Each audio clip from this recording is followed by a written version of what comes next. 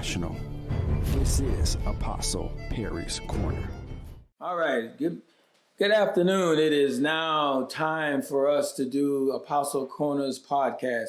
I just want to let everybody know that you can view this if you download the app Podbeam and you look up Apostle Corner. That's one way you can view this. And the other way you can view it is on Spotify. And once again, it is Apostle Corner. Now on Spotify, it is only the verbal and YouTube as well. On Spotify, you're only going to hear the voice. On YouTube and Podbeam, you will actually see the live video. So I want to talk today. I'm going to move away from my normal conversation. This is going to be strictly, there's not going to be any scriptures talked about in this.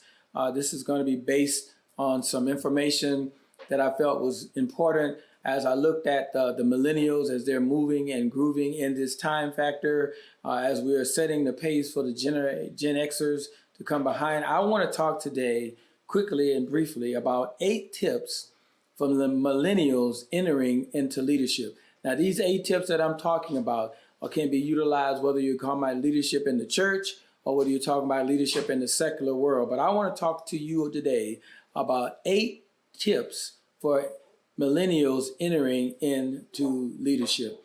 One thing I found in doing my research, it says by 2025, millennials will be made up of 75% of the global workforce. In addition to soon becoming this majority, millennials are also working their way up to comprise a large portion of management and leadership positions. You need to hear that. They're the millennials, those between the 18 and 35 age group. There are some young millennials that are working their way up the corporate ladder. They're working their way up organizational ladders, and they're putting themselves in management and leadership position. According to a global generational study by Ernst and Young, 62% of millennials say they manage the work of others. Hear me now, 62% of the millennials say they manage work of others, compared to 65% of Gen Xers and 46% of baby boomers. A percentage that will only increase as the baby boomer enter retirement age.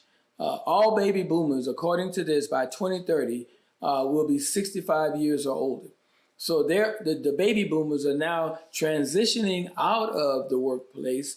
The millennials are now transitioning into the workplace and now becoming the more of the leaders of the workplace, while the Gen Xers are standing at the door waiting to come in next. So if that is the case, and I'm excited about this, I'm excited to see the millennials entering into the workspace. I was talking with my wife on this morning, and we were talking about how, as we was looking at our generation, the older generation, as they are now transitioning out, and the ones who left the legacy for us, the ones who raised us, they're transitioning out of not only retirement, but they're transitioning out of life.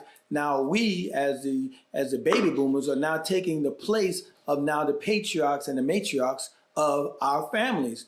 And behind us are the millennials who are looking at us now as we looked at our grandmothers and our grandfathers. Then we are moving into that space. And now the Gen Xers are now in a place where the millennials used to be. Like I said, this is one of those unusual times where you have all of the generations all together. And now as the older ones are moving out, the baby boomers are moving into now what is considered the matriarch and patriarchs of the families. The millennials are now moving into the space that were once occupied by the baby boomers, and the Gen Xers are standing at the door, biting at the bit for their spot in this leadership. So the reason why I wanted to bring this up is because while my generation has a lot of years of leadership experience under our belt, the newcomers are fresh to this leadership journey. Those millennials, they're fresh to this leadership journey. There's a lot that has to be learned, and hopefully the following list will serve as a starting point for the millennials as they navigate what it takes to be a leader worth following. It's okay. It's not just good to be a leader. You have to be a leader worth following. And one of the things I've learned as a leader, not only as I was a leader, as I'm a leader in the church, but as I was a leader in the secular world, one thing I understood very succinctly is this: you cannot be a great leader if you have not been a great follower. You have to be a great follower and in turn to be a great leader, because as a great follower following a great leader, you end up elevating to a greater level. If you have a leader that is not great, and he's never been a good follower, then he's not going to be able to rise you to the level that you need to be. So number one thing, so here's these 8 nuggets of wisdom. I hope and I pray rather that these will be excellent for you. Number one, know what it means to be a leader.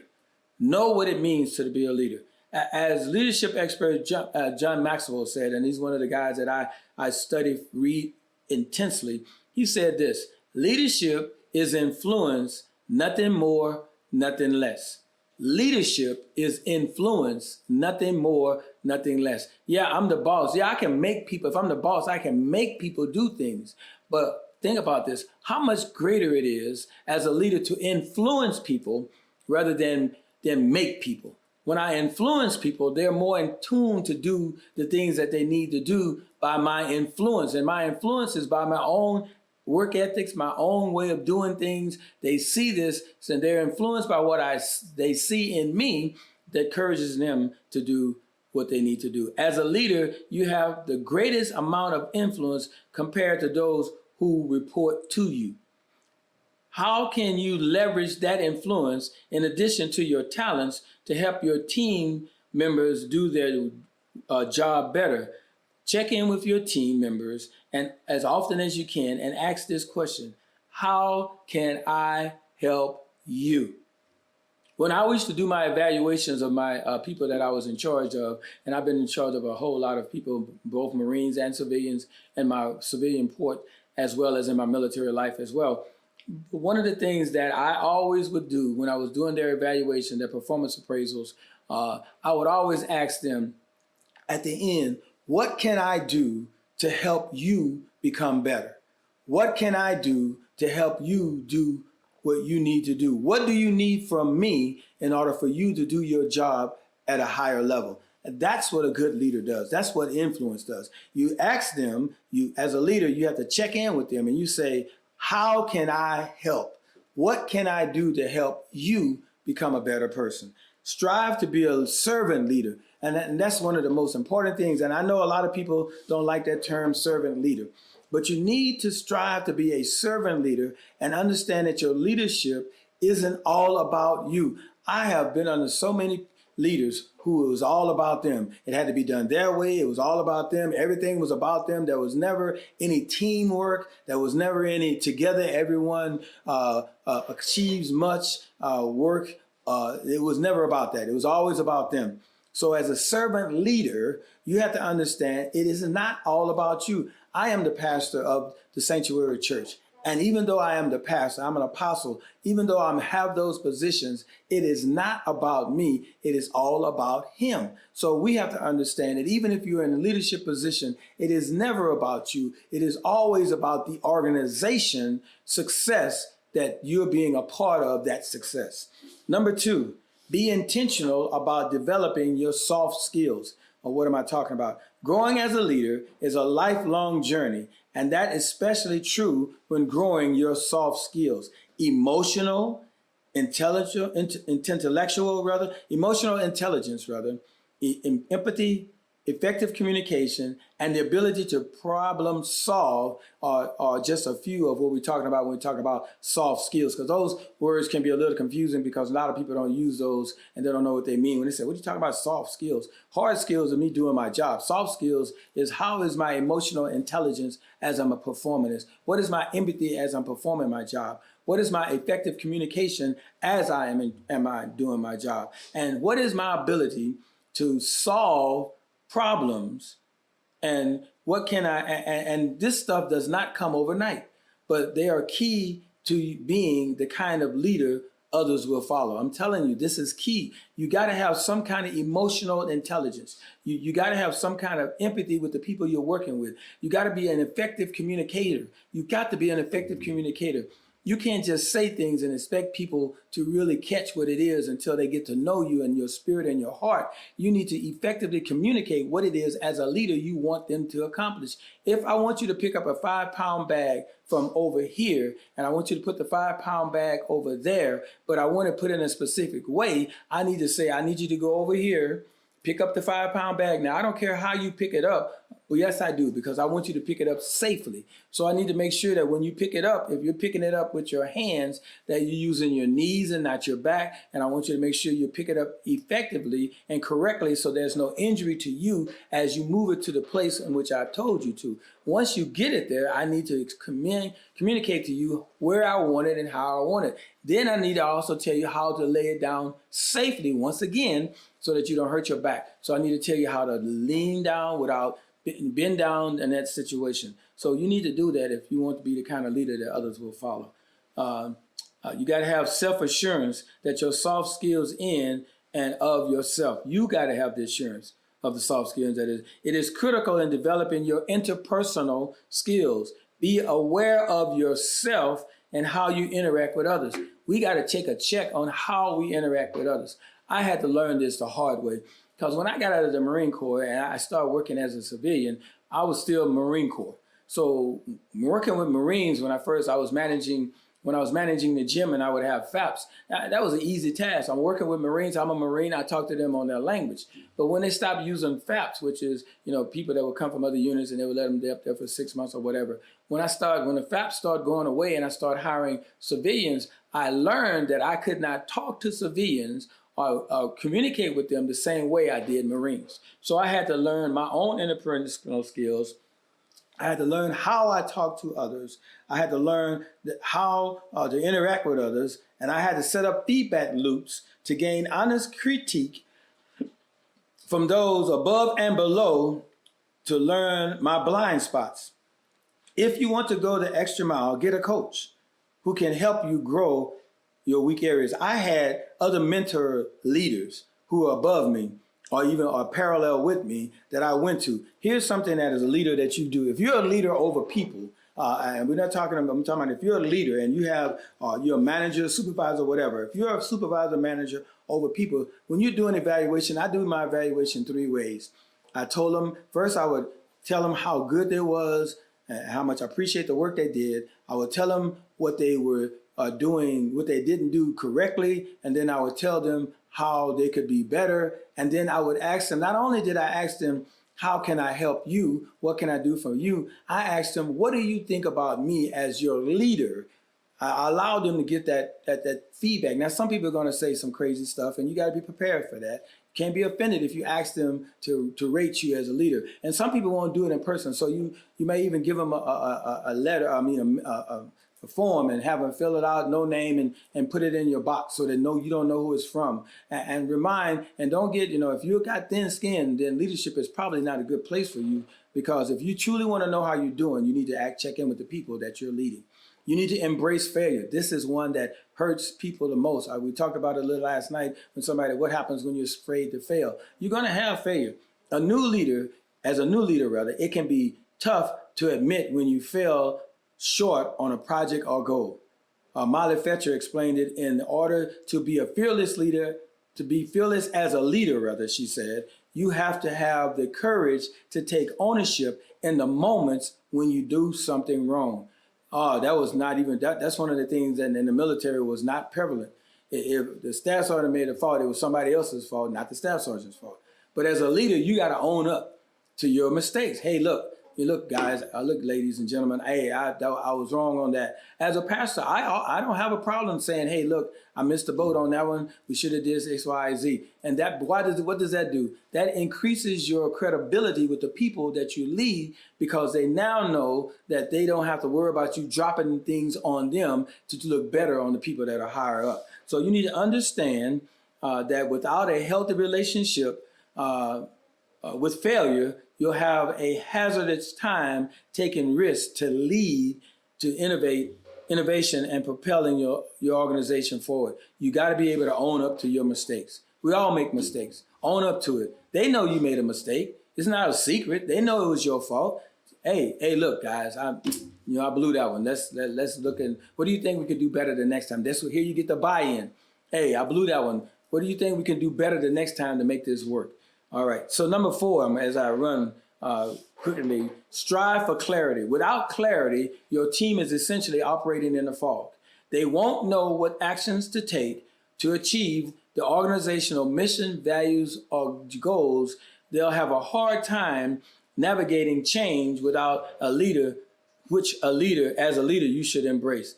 Teams need clarity from their leaders in 5 areas: purpose, priority, process, performance, and problem solving. Let me say that again. Teams, the people you manage, are going to need clarity from you in these 5 areas: purpose, priorities, process, performance, and problem solving. Figuring out the areas in which your team needs more clarity by creating a culture of openness by asking feedback from them and not closed-ended questions. How you doing? I mean, how was the project? Good or bad? Good. No, we did this project. Give me your insight on what you thought went right and what you thought went wrong, or what you thought we could do better. That's feedback. And don't think because somebody comes up with a better idea than you that you have to suppress their idea because you're the leader. What you're doing is you're hurting the organization as a whole when you do that. I have people lots of time to come to me as the pastor and say, hey, I'm thinking about this. What do you think about that? I never thought about it. I'm like, hey, let's go with it. It doesn't have to be my idea. It's an organizational structure. We work for the organization. The organization is the kingdom of God, or the organization is Popeyes. The organization is Pizza Hut. Wherever that organization is, that's the organizational structure that you work for. When you succeed, the organization as a whole succeeds. Number 5, seek diversity. If you want to be innovative, you need a lot of ideas that comes from having a lot of different perspective, collaborating from a common goal. Seek insight from people who have a very different background from your own, and build a team that brings multiple perspectives and views to the table. Okay, that's a mouthful. That's a $50 word for a 25-cent meeting. What am I saying? What I'm saying is, like in our ministry, we have a multicultural ministry. In my ministry, we have from millennials all the way to Gen Xers. I take input from everybody. I have a team of diverse people that are helping me.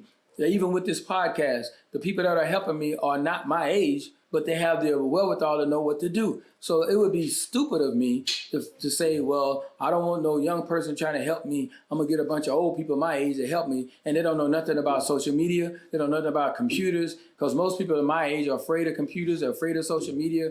They're afraid to even get there. Some of them still got flip phones, and I don't even know if they still sell flip phones, but some of them, they're scared to get on the phone. They don't know how to text. They don't know how to do any of that stuff. I didn't know it at first. I learned, and I have continued to learn, because I want diversity, men and women. And let me help you out here. Men and women, not just men. There are men and women. I know we got this male thriving society, but women have great ideas, and we need that diversity in our midst. Number 6, delegate, but do not micromanage. That is the hardest thing for a leader to do, not to manage. You got to manage the two and feel like you're walking on a tightrope. Balancing the two, rather, feels like you're walking on a tightrope. New managers often struggle to let go of the tasks they were often in charge of, or expect others to approach the job in the same way. If you get promoted to another position on your job, and now there's someone in your position, your old position, you're over them, don't expect them to do it the way you want you would do it.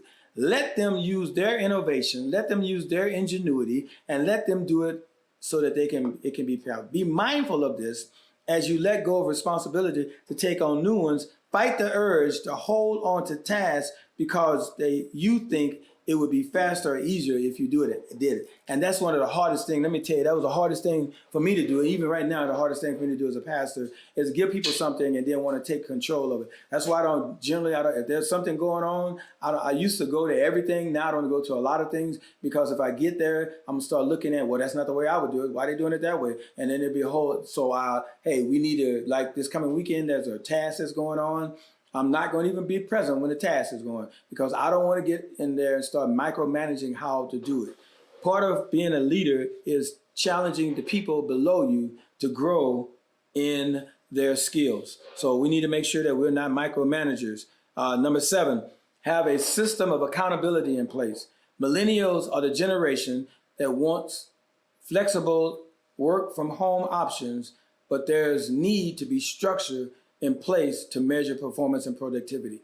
Right now, there's a lot of people that are doing, they're working from home, but there has to be some measure to do that. You got to be able to know, okay, I'm working from home, so am I being more productive because I'm working from home, or am I less productive working at home? So if you've got a job that allows you to work from home, you got to work like that time and that space, you're in a building somewhere else. The problem with most people who do home work is they kind of scoff at it. They don't get up and dress. They don't do what they normally do if they were going on to an in-building, but then their productive and their performance starts to dwindle. You have to work as hard doing that in order. So you got to be clear, positive explanation that are mutual or agreed upon. So this is what Dr. Howard Cloud said about accountability. As you talk about accountability, this is what Dr. Clyde said, is that the instructions have to be clear, positive, expectations that are mutually agreed. So you and I got to talk about what it is I would need from you and how we expect to get it accomplished.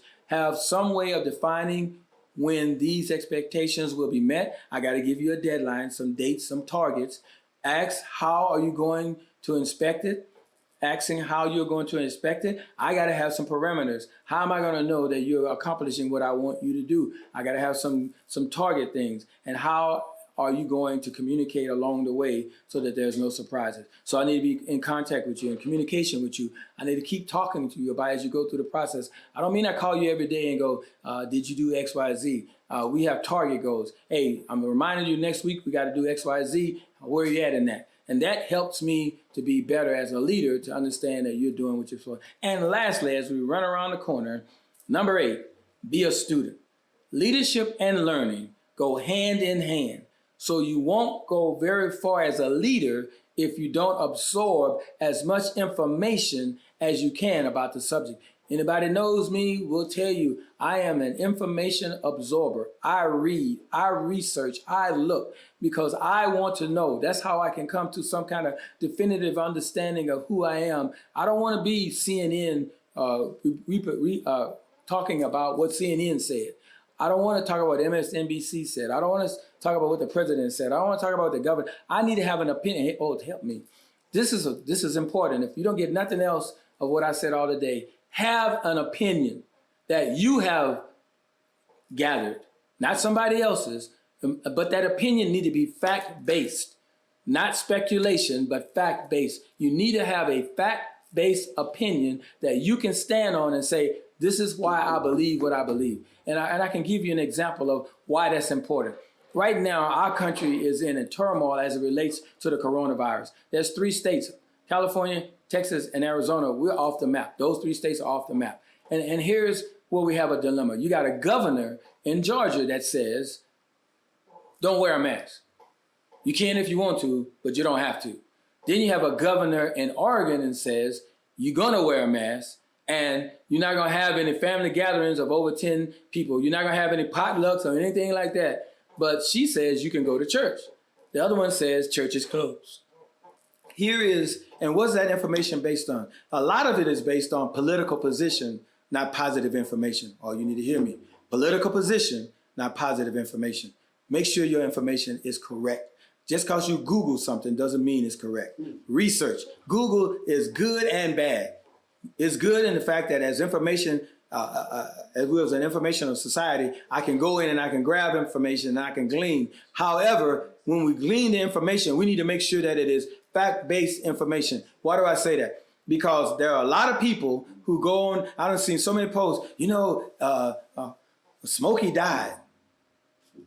That's just a reference, but it could be anybody. But the person been dead 5 years. They're posting it today like it's a reality. You got to make sure you're a composite of the books you read. Here you go. I'm going to say this, and I'm going to wrap this up right now. This is probably my last statement I'm going to say right here. Well, next to the last statement, I'm going to say right here. You are a composite of the books you read, the people you meet, the places you go. I'm gonna say that that was said by Stephen Franklin. He said that you are the one that put the book out. I can't remember what it is right now, but here he's a researcher and educator. You are the composite. In other words, you are the sum total of what you read, the people you meet, and the places you go. So you need to be a student of those around you. Learn all you can about the people so you can lead them the best of your ability. Pay attention to the actions of the leaders before you and around you to avoid the mistakes and gain wisdom in advance. So let me close with this. Andy Stanley said this: in leadership, success is succession.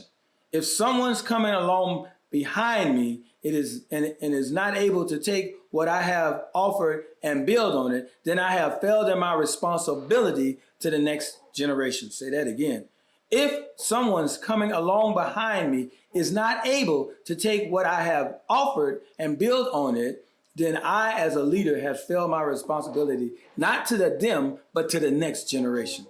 Leadership is an endless cycle that builds within each generation. Be a learner, be self-aware, be intentional about implementing what you've learned to your own leadership, be a mentor and a coach and share the wealth of your knowledge. In doing so, you'll be on your way to being a leader worth following. I hope this has been a blessing to you. And I'm telling you, please share this with people because I believe this is very important information that was shared about the 8 tips for millennials entering into leadership. So thank you for joining us. Once again, you can download the app Podbean and Apostles Corner, Spotify, Apostles Corner, on YouTube, Apostles Corner. It'll be live. You can either listen while you're driving or you can watch it live. Share this with somebody. Have a great day.